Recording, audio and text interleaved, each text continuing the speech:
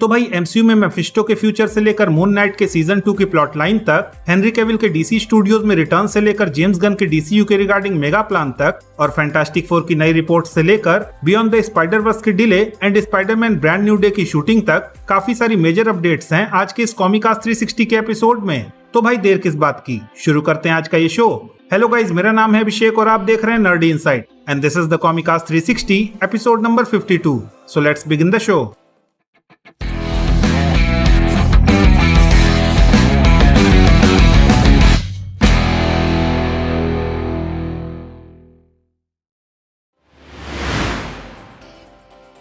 अब भाई इस वीक आयरन हार्ट शो में दिखने वाले मेफिस्टो के रिटर्न के रिगार्डिंग कुछ इंपॉर्टेंट लीक्स एंड रूमर्स बाहर आ रही हैं, जहां कॉस्मिक सर्कस नाम की वेबसाइट पे एलेक्स पेरेज नाम के इंडस्ट्री इनसाइडर ने ये रिपोर्ट किया कि मार्वल स्टूडियोज ने मेफिस्टो का appearance already 3 future MCU projects में प्लान करके रखा हुआ है, जहां इनमें से किसी एक प्रोजेक्ट में मार्वल स्टूडियोज 2018 की damnation comic book story line को एडॉप्ट करना चाहता है, जहां मेफिस्टो ने कॉमिक बुक की इस स्टोरी लाइन में लास वेगास को टेक ओवर करके उसे हेल में बदलने की कोशिश की थी। और भाई रिपोर्ट्स के अकॉर्डिंग उसे रोकने के लिए इस प्रोजेक्ट में भी वैसे ही मिडनाइट सन्स को सॉर्सरर सुप्रीम वोंग के रिक्वेस्ट पे फॉर्म किया जाएगा, जैसा कि कॉमिक बुक्स में हुआ था। साथ ही भाई कुछ रिपोर्ट्स तो ऐसी भी हैं कि मार्वल स्टूडियोज डार्क होल्ड के क्रिएटर कैथॉन को भी किसी ऐसे ही प्रोजेक्ट में इंट्रोड्यूस करने के प्लान में है। हालांकि भाई इन सारे प्रोजेक्ट्स को देखने के लिए हमें एमसीयू के फेज 7 का इंतजार करना पड़ेगा।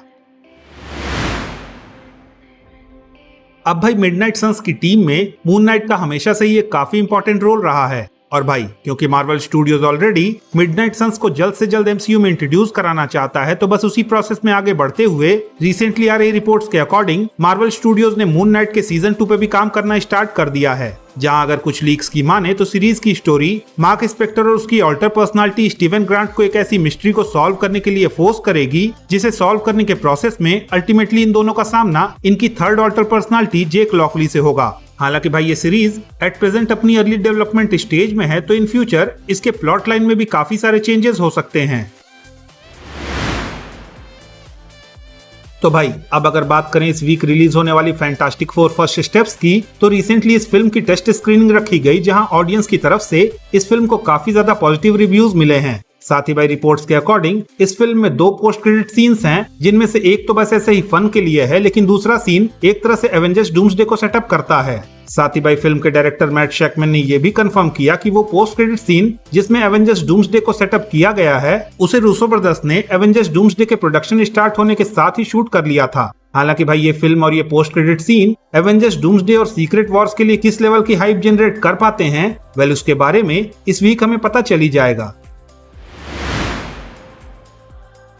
तो भाई 2023 में अक्रॉस द स्पाइडरवर्स की रिलीज के बाद जिस तरह से बियॉन्ड द स्पाइडरवर्स लगातार डिले पे डिले होती जा रही थी, एंड देन फाइनली इस साल सिनेमाकॉन इवेंट में सोनी ने इसकी रिलीज डेट को 4 जून 2027 के लिए शेड्यूल किया था, तो वेल उस प्रॉमिस को भी तोड़ते हुए ये फिल्म एक बार फिर से डिले हो चुकी है। हालांकि भाई खुशी की बात यह है कि ये फिल्म जस्ट 3 वीक्स के लिए ही डिले हुई है, जहां इसकी नई रिलीज डेट है 25 जून 2027, जो कि रिपोर्ट्स के अकॉर्डिंग केवल और केवल इसलिए किया गया है जिससे कि सोनी स्टूडियोज स्कूल्स की छुट्टियों के दौरान ज्यादा से ज्यादा बच्चों को थिएटर्स में अट्रैक्ट कर सके।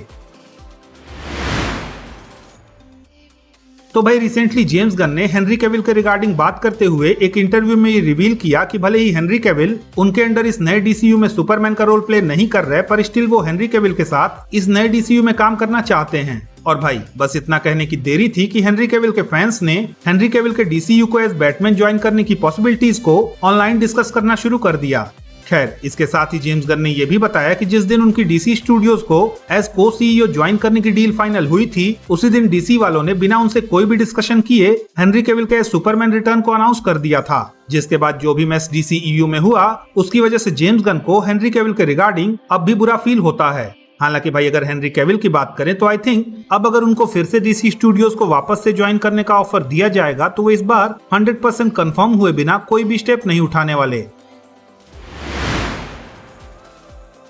खैर वहीं अगर नेक्स्ट मंथ आने वाली पीस मेकर की सीरीज की बात करें, तो जेम्स गन ने इस वीक फैंस को यह भी एश्योर किया कि सुपरमैन मूवी देखने के बाद जिस किसी ने भी डीसीयू के फ्यूचर पाथ के रिगार्डिंग जो भी थ्योरीज बनाई हैं, रियलिटी उससे काफी डिफरेंट होने वाली है। और अगर किसी को भी डीसीयू के फ्यूचर पाथ के रिगार्डिंग कोई भी क्लू चाहिए, तो उन्हें पीस मेकर का सीजन 2 देखना पड़ेगा, जिसके बाद ही शायद फैंस को डीसीयू के चैप्टर 1 के मेजर इवेंट के बारे में कुछ अंदाजा लग पाए। हालांकि भाई DCU अपने मेजर इवेंट का रिवील एक टीवी सीरीज में करेगा, वेल इस regarding I am certainly doubtful और मुझे ये बस पीसमेकर सीजन 2 के रिगार्डिंग एक मार्केटिंग टैक्टिक्स टाइप लग रही है।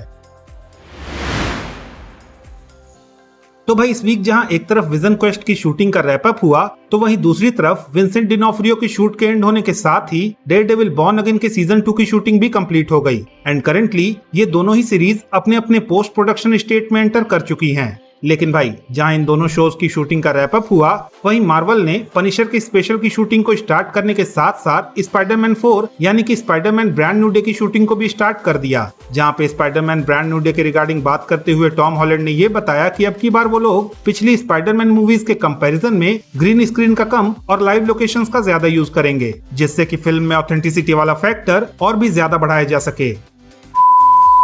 तो भाई दैट्स इट, आज के इस कॉमिकास्ट 360 के एपिसोड में बस इतना ही। अगर आपको कॉमिकास्ट 360 का ये एपिसोड पसंद आया तो प्लीज इस वीडियो को लाइक कीजिए, शेयर कीजिए और हाँ, अगर आपके कुछ सजेशंस हैं तो please don't forget to comment और जाते जाते प्लीज इस चैनल को सब्सक्राइब करना भी ना भूलें। तो मिलता हूँ मैं आपसे अगली वीडियो में, तब तक के लिए have fun and enjoy the day.